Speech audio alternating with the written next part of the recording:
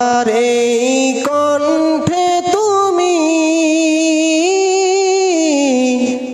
তোমারি এই বাণী তুলেছ,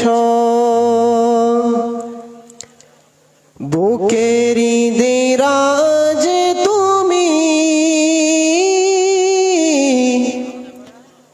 কুরআনের স্থান দিয়েছ।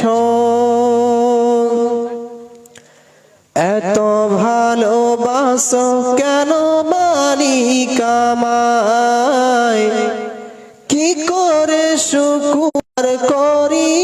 এত ভালোবাসো কেন মালিক। উপস্থিত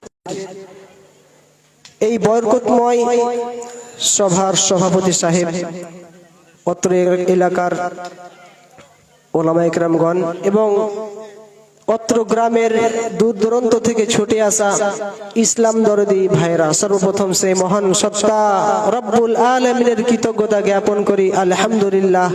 তারপরে প্রিয় হাবিব জনাবে মুহাম্মদুর রাসূলুল্লাহ সাল্লাল্লাহু আলাইহি ওয়াসাল্লাম, তিনার প্রতি অগণন দরুদ সালাম বর্ষিত হোক। আল্লাহুম্মা সাল্লি আলাইহি। আল্লাহ মুসলিমের এটা অত্যন্ত প্রয়োজন, চিন্তা ভাবনার প্রয়োজন যে আমাদেরকে পরকালমুখী হতে হবে, পরকালকে আমাদের সামনে রাখতে হবে।